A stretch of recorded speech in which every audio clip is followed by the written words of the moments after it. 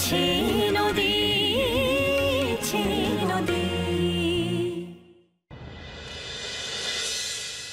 আমি জানি এই অপারেশনটা খুবই সিম্পল একটা অপারেশন, কোনো কমপ্লিকেশনস নেই, তবু আমার ভেতরে ভেতরে এতটা টেনশন হচ্ছে কেন জানো?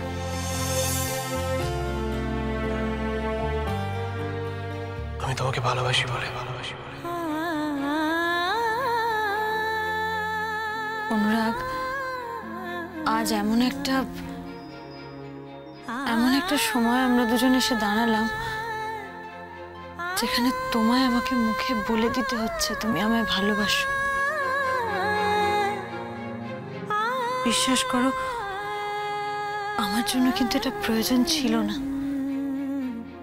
আমি বিশ্বাস করি তুমি আমাকে ভালোবাসো, তবে সব মানুষেরই তো নিজস্ব একটা ধরন থাকে।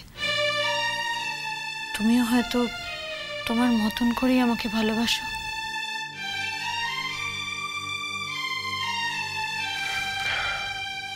কথায় কথায় একেবারে ভুলে যাচ্ছিলাম, আঙ্কেলকে একটা ফোন করতে হবে। না অনুরাগ,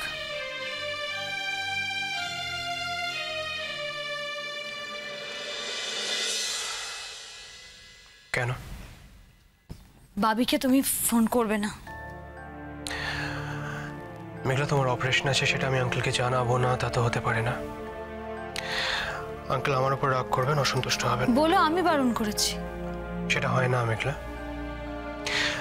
আঙ্কেলকে না জানিয়ে আমি তোমার অপারেশন করতে পারি না।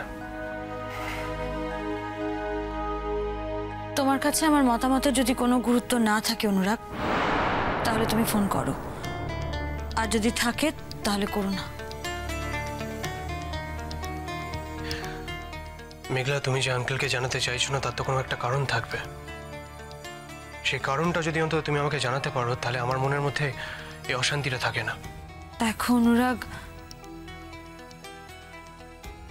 আমি কোনোদিনই বাবিকে শান্তি দিতে পারিনি। নানান সময়ে মানুষটাকে নানান অশান্তি ফেস করতে হচ্ছে শুধুমাত্র আমার জন্য। আর এই সবটা হয়েছে ভাবি শুধুমাত্র আমাকে এতটা ভালোবাসে বলে। আমি যদি বাবির নিজের মেয়ে হতাম, বাবি আমাকে এতটা ভালোবাসতো কিনা আমি জানি না।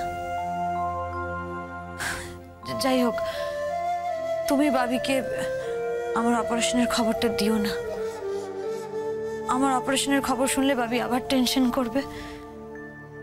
আর বাবির বয়স হয়েছে, এখন বারবার কলকাতা শ্রীপুর কলকাতা, এটা বাবির জন্য ঠিক না।